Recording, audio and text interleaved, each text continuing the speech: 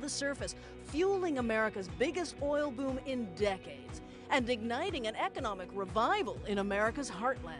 There's something magical about, bringing on a 4,000 barrel a day well.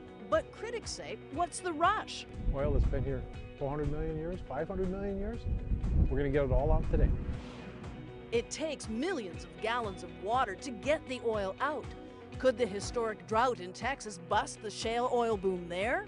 Never in the past on any of the oil booms was water a factor. It is a big factor this time. The difficult choice, oil or water. Plus, environmental concerns about fracking for oil and gas. We'll hear from the administrator of the Environmental Protection Agency, Lisa Jackson. We have no data right now that lead us to believe that there needs to be specific federal regulation of the fracking process. This is Energy Now.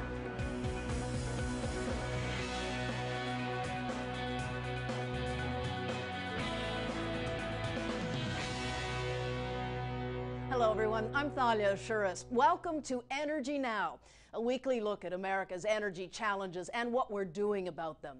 One of the biggest challenges is our appetite for oil. The U.S. imports about half the oil we need, putting our nation's energy security at risk and costing hundreds of billions of dollars a year. Now, a relatively new drilling technology stands to put a big dent in those numbers and could help wean us off our dependence on foreign oil. And it's helping create an American oil boom, the likes of which hasn't been seen in decades. It's just going to knock your socks off. It's going to be a game changer. It's really going to help our economy. Across North America, beneath states like North Dakota, Texas, Nebraska, Colorado, California, and Ohio, there are vast quantities of previously inaccessible oil, as many as 34 billion barrels, that have been trapped in hard shale rock formations miles beneath the surface of the earth. Now that oil is coming up, a lot of it. Before we drilled our wells out here, they called this dry hole country, and now, it's just, you see oil rigs popping up everywhere. Thanks to the drilling technology called hydraulic fracturing, or fracking, the same technology responsible for a 25% surge in U.S. natural gas production in just 5 years. To get to that oil, a well is drilled thousands of feet down and then miles out horizontally. Millions of gallons of fresh water mixed with sand and chemicals are sent down at very high pressure, fracturing the rock, releasing the oil. Now, U.S. oil production is on the rise for the first time since 1991, creating tens of thousands of jobs. Well, we have a bona fide oil boom going on. By 2035, the U.S. and Canada may get 3 million barrels of oil a day from shale rock. That's more than America currently imports from the Persian Gulf and Venezuela combined. But there are concerns from water quality. We have a fear that it may drift into the water wells, and then we'll have polluted waters. And quantity. The prognostications for Texas for water supply are very poor. And the landscape. We're industrializing western North Dakota overnight.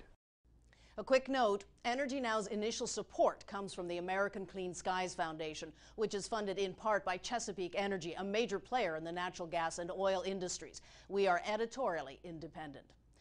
The shale oil boom and its impacts are being felt the most in North Dakota and Texas, home to the largest producing shale oil fields in the world. In today's show, we'll visit both states. First, Williston, North Dakota, and the Bakken oil field, where correspondent Patty Kim found a town in the middle of a modern-day gold rush, as you'll see in this Energy Now Spotlight. In these tough economic times, North Dakota is marching to a completely different beat.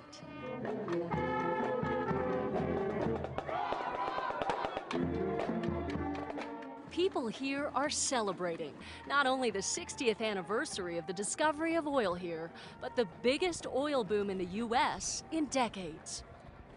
Here, wells are pumping more than 450,000 barrels a day, and that could soon catapult North Dakota to #2, behind only Texas, in U.S. oil production. We're talking about an oil discovery that's as big as the East Texas oil field is, 40 years ago. This is huge.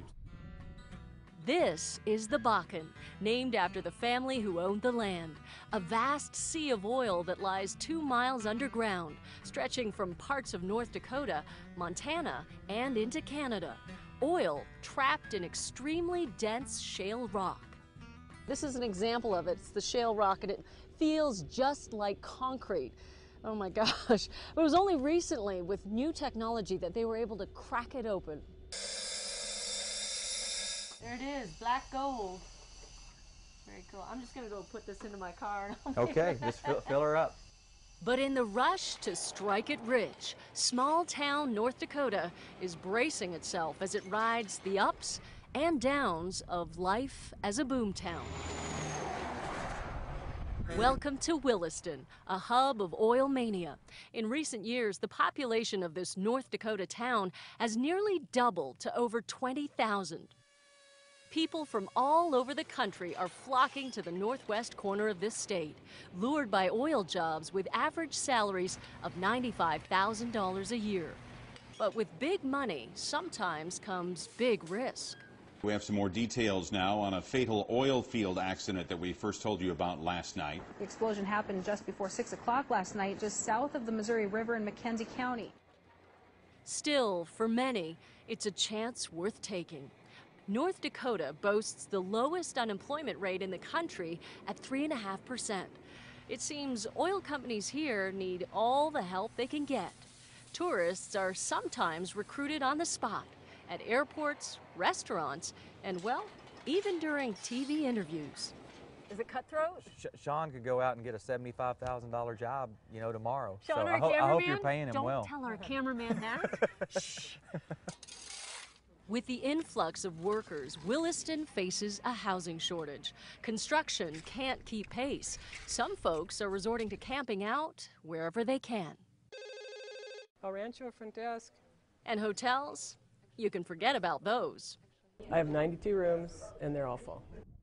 So oil companies have built temporary housing. Thousands of workers live in so-called man camps. Well, it's not exactly the Hilton, but it'll have to do. Yep, even our little TV crew couldn't get a hotel if their lives depended on it, so we're staying in the man camp too. While the town may be swollen with oil workers, other jobs aren't being filled fast enough.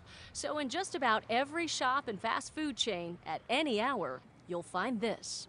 Free cheeseburger, free cheeseburger. Some restaurants are hiring foreign students to fill the gaps. I didn't realize I needed to speak Spanish and Russian and Chinese to run a restaurant in Williston, North Dakota. At one time, the McDonald's in town even dangled signing bonuses to attract new workers.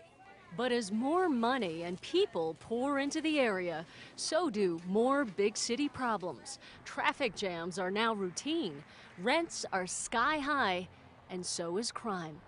And did you lock the doors at night? Oh, absolutely. Now I do. I never did that for 30 years. And now my wife the other day said, hey, the door is locked. What's more, others fear a way of life may be vanishing. Dan Kalisle's North Dakota farm has been in his family for over 100 years. Our quality of life has deteriorated so greatly. It's the loss of our solitude. Oil that's been here 400 million years, 500 million years, we're going to get it all out today. Would you ever consider leaving this farm in North Dakota? Not until now. Not until now. Now I think about it all the time. Still, other landowners welcome the boom. Newly minted millionaires you're more likely to spot not in a Lexus, but on the back of a tractor. I think probably the year we got married. I think my whole crop amounted to one pickup load of durum wheat. Oh, no. That was about it. And she thought, wow, he's Yeah. a keeper? Yeah. In lean times, Jack Swanchera and his wife Judy took extra jobs to make ends meet. On top of farming, he also drove a school bus for 30 years. Now, with oil wells on their land, the Swancheras are raking in royalty checks. What was that like when you actually opened up that envelope and saw that check there with all those zeros? Couldn't believe it. Really? Couldn't believe it. In shock? In shock. Yeah. All those